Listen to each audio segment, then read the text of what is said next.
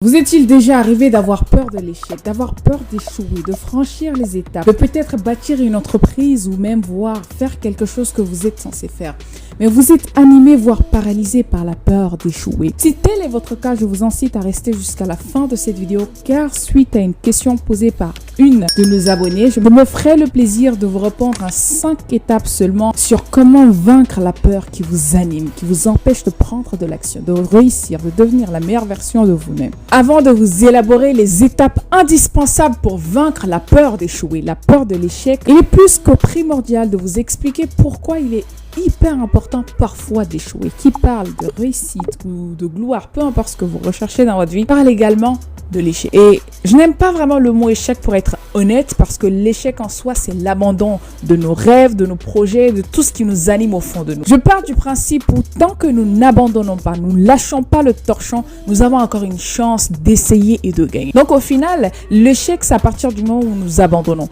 J'aimerais que vous visualisez l'échec un petit peu comme un enfant qui vient de naître. Vous savez, en général, quand un enfant vient de naître, il lui faut plusieurs mois pour pouvoir marcher. Avant que l'enfant ne marche, ne prenne ses pas, il va falloir qu'il tombe à plusieurs reprises afin qu'il puisse marcher normalement. Et l'échec, c'est à peu près la même chose. Quand vous êtes en train de bâtir quelque chose, vous êtes en train de construire quelque chose, il vous faut échouer, échouer et rééchouer. Nombreuses fois ici dans les vidéos, je vous parle du fait que quand je me suis lancée dans l'entrepreneuriat, je me suis cassé la tête à plusieurs reprises. Je me suis cassé la figure à plusieurs reprises. Parfois, j'avais honte. Parfois, je me remettais en question. Parfois, je me demandais si j'avais fait le bon choix d'avoir lâché le mannequinat pour au final rentrer dans l'entrepreneuriat. Donc, littéralement parlant, il a fallu que je réessaye à plusieurs reprises. Parfois, je me remettais en question. Je me demandais si j'avais vraiment fait le bon choix d'avoir pris l'initiative de quitter le mannequinat où j'étais quasiment bien payé, beaucoup mieux payé en fait, voire un salaire beaucoup plus élevé que le salaire normal des cadres en tant que jeune. Et je me dis, est-ce que j'ai bien fait en fait d'avoir quitté ce domaine pour me lancer vraiment dans l'entrepreneuriat où je gagne quasiment rien. Parfois, il arrive des jours où je vous assure que quitter en fait de chez moi à Paris, donc j'allais jusqu'à Orléans, je vendais des poissons, je faisais de l'argent, j'avais des clients qui achetaient au retour, je mettais dans les taxis, je mettais dans les billets pour faire un retour, je prenais des hôtels, je dormais. Il viendra un moment où je vous expliquerai cet épisode de ma vie où je gaspillais beaucoup d'argent pour au final pas grand chose, où je me suis retrouvée à vendre des produits mais je ne gagnais quasiment rien. Il faut comprendre que toute cette expérience au final m'a servi de leçon, m'a servi d'expérience, m'a servi de savoir-faire et surtout de quoi parler, de quoi partager avec les autres. Donc il est plus que primordial de faire face à l'échec quand on veut grandir. Je sais que beaucoup de personnes sont très mal à l'aise parce qu'il y a surtout l'ego qui est heurté, qui était moi personnellement mon problème. Quand dira-t-on? Qu'est-ce qu'ils vont penser? Pourquoi moi? Pourquoi ça m'arrive? Du coup, il y avait toujours l'ego au centre en fait. Alors qu'il me fallait échouer à plusieurs reprises, il me fallait réessayer, essayer. Au final, bâtir ma propre vie, bâtir mon expérience, mon savoir-faire, mais surtout bâtir la vraie femme que je veux devenir. Au final, l'échec vous permettra d'être la personne que vous voulez être. Comment voulez-vous avoir de quoi dire, de quoi expliquer, de quoi partager avec les autres si vous ne prenez pas le soin d'échouer? Donc c'est tout à fait normal d'échouer. Il faut comprendre que l'échec est une arme. L'échec, c'est de la sagesse. L'échec, c'est une expérience. L'échec n'a pas de prix. Du coup, apprenez à être en bon terme avec un échec. Avec les échecs, tout simplement. Donc, si vous êtes un entrepreneur, que vous voulez bâtir une vie de succès, tout simplement inspirer les autres, avoir du monde qui vous écoute, mais surtout pouvoir transmettre, il faut d'abord échouer. Parce que, au fil des temps, je me rends compte qu'il n'y a pas plus inspirant que l'échec au final. Donc, c'est vrai que le succès peut facilement inspirer les unes les autres, mais l'échec, ça inspire. L'échec, ça apprend. L'échec, ça sauve. L'échec, ça te permet de grandir. La première étape, c'est de comprendre que la peur est une émotion naturelle qui est souvent implémentée par les pensées négatives. D'où l'importance d'avoir souvent de bonnes pensées quand vous parlez, quand vous agissez. Vous savez, le dialogue le plus important de l'être humain, c'est vraiment ce que vous vous dites. C'est votre dialogue interne qui sort de votre bouche a certes beaucoup de pouvoir, mais le dialogue, la conversation interne que vous avez à l'intérieur de vous, avec votre pensée, avec votre façon d'agir, avec votre façon de réfléchir, je vais dire, a beaucoup plus d'impact et d'importance sur vous en tant qu'humain que même les conversations externes. Du coup, l'idée ici serait de comprendre votre peur. Donc, comprenez votre peur. Sachez d'où vient votre peur. Est-ce que ça vient des blessures, de l'abandon? Est-ce que ça vient du fait que vous êtes en manque de sécurité, donc vous êtes en insécurité totale? Est-ce que ça vient du fait que vous vous êtes servi de mauvaises pensées, justement, de mauvaises énergies? Est-ce que ça vient du fait que vous êtes entouré de personnes qui vous bourrent le crâne constamment avec de la peur, de la négativité? Est-ce que ça vient du fait également que vous passez votre temps à regarder la télé, des mauvaises nouvelles? Parce que tout cela pourrait implémenter ce qu'on appelle la peur. Que ce soit la peur d'investir, que ce soit la peur de se marier, que ce soit la peur de grandir ou de vieillir.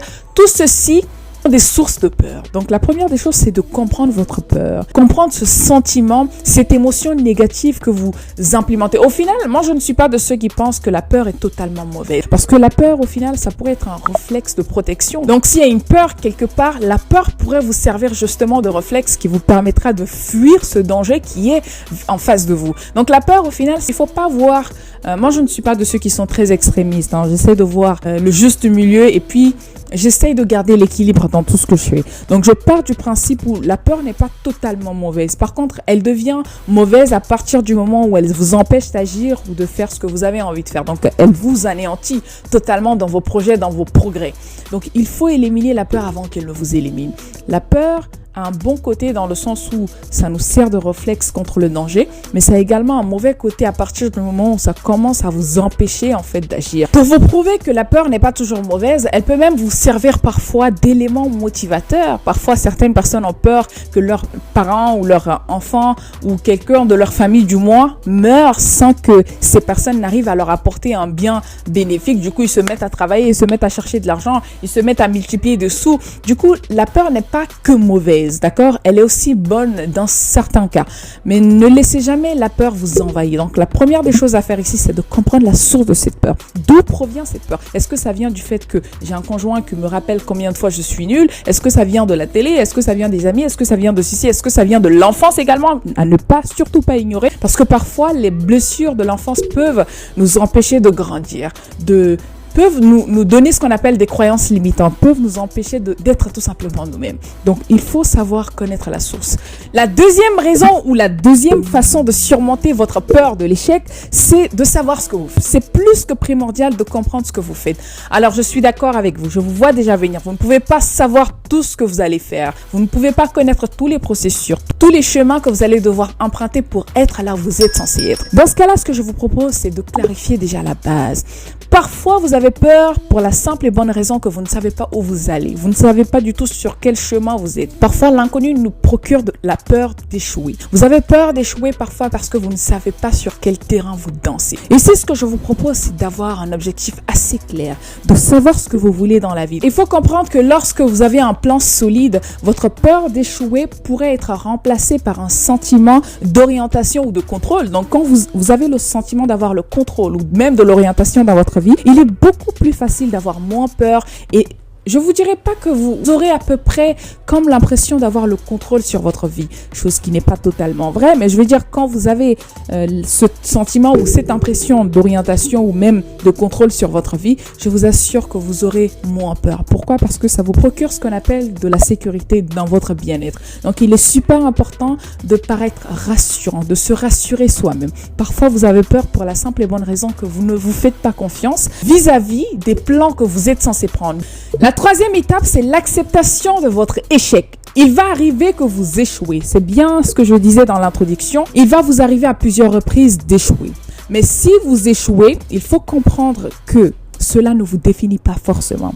C'est pas parce que vous avez perdu telle opportunité. Ce n'est pas parce que vous avez perdu telle occasion de faire tel projet ou même échouer totalement tel projet que vous êtes forcément une personne nulle. Je ne suis pas d'accord. Je vous raconte qu'un jour, je ne sais pas si j'ai dû raconter cette histoire sur ma propre vie. Il faut savoir que quand j'ai quitté l'entrepreneuriat, même avant de me lancer dans le business de chaussures de sac, j'ai voulu lancer une agence de mannequinat. Je l'ai même lancée. J'avais des mannequins qui travaillaient pour moi, hommes et femmes. J'avais à peu près une vingtaine de filles, au moins 17 garçons. J'ai échoué ce projet pour la simple et bonne raison que je n'avais pas les capacités, les ressources nécessaires du moins pour gérer mes ressources humaines. Je ne savais pas gérer mes modèles, je ne savais ni gérer leurs émotions, je ne savais ni gérer leurs plaintes, je ne savais pas gérer en fait.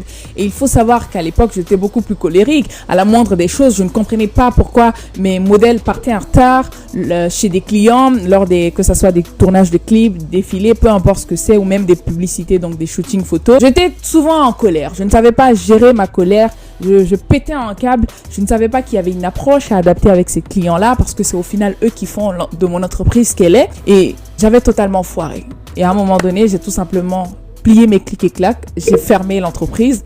Pour la simple et bonne raison que j'étais incapable de gérer. À l'époque, je me sentais très mal parce que dans ma tête, c'était je suis nulle.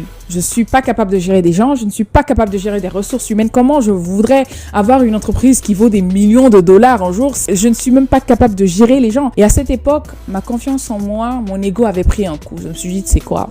Il vaut mieux travailler, faire du métro boulot dodo comme la plupart des gens, quoi, et oublier cette histoire d'entrepreneuriat. Mais comme ma passion, mon désir d'entreprendre est beaucoup plus fort que cela. À force d'apprendre, de lire, de comprendre la vie, d'échouer, d'essayer, d'avoir de l'expérience, je me rends compte que tous ces échecs n'avaient rien à voir avec ma propre personne. Ce n'est pas parce que j'ai échoué le projet que je devais me sentir mal en tant que personne. Ça fait pas de moi une mauvaise personne. Je ne suis pas mauvaise en tant que personne. C'est tout simplement que je n'avais pas les capacités et les compétences requises pour conduire ce projet-là. Donc, grosso modo, j'ai tout simplement dissocié avec l'âge, le temps et l'expérience. J'ai dissocié cette erreur de ma personne. Mais dire que ce n'est pas parce que j'ai causé cette action que ça veut forcément dire que je suis une mauvaise personne. Donc ici, la troisième étape serait de travailler sur cela. Non seulement vous devez premièrement accepter vos échecs, mais dissocier vos échecs de votre personne.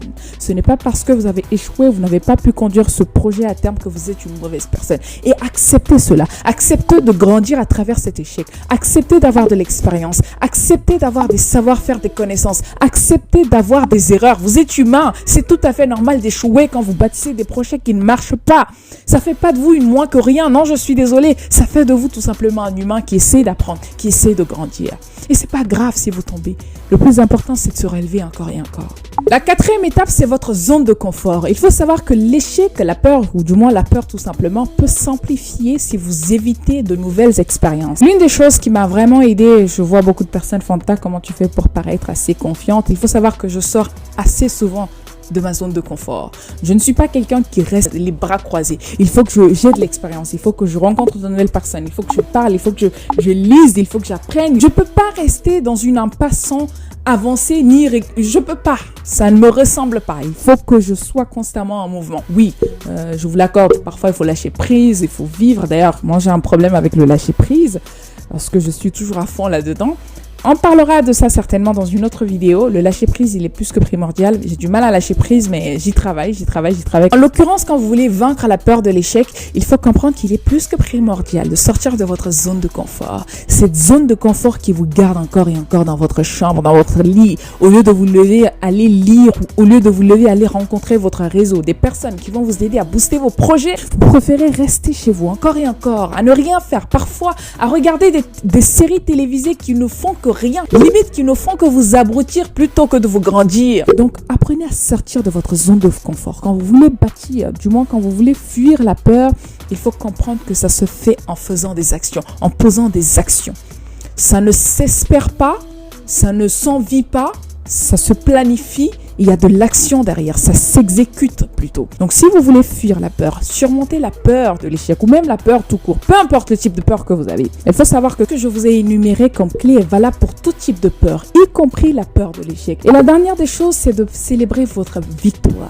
Beaucoup de personnes ont peur d'échouer simplement parce qu'ils ne prennent pas le temps déjà de cultiver ce qu'on appelle de la reconnaissance. La reconnaissance a une vertu énorme. Vous devez être une personne reconnaissante. Je sais que directement, vous ne voyez pas de lien, mais il faut comprendre que ça a un impact positif sur notre cerveau. Mais ça nous encourage également à aller encore et encore. Ça cultive notre désir d'aller encore. Et comprenez que plus votre désir d'exécution, de faire quelque chose, d'atteindre un objectif est beaucoup plus élevé que votre peur d'échouer, vous n'aurez pas d'autre choix que d'aller encore et encore. Peu importe le type d'échec que vous aurez sur votre chemin. Donc, pour cultiver ce désir beaucoup plus élevé que la peur d'échouer, serait simplement d'être parfois très reconnaissant, de cultiver de l'applaudissement de vous-même. Vous n'avez pas besoin qu'une autre personne vienne de je ne sais où pour vous applaudir. Vous devez apprendre à vous applaudir. Célébrez vos petits pas. Si par exemple il arrive que vous travaillez sur un projet aujourd'hui, offrez-vous un cinéma, allez au restaurant seul. Moi, assez souvent, je le fais. Je vais très souvent seul au cinéma. Je vais très souvent seul au restaurant.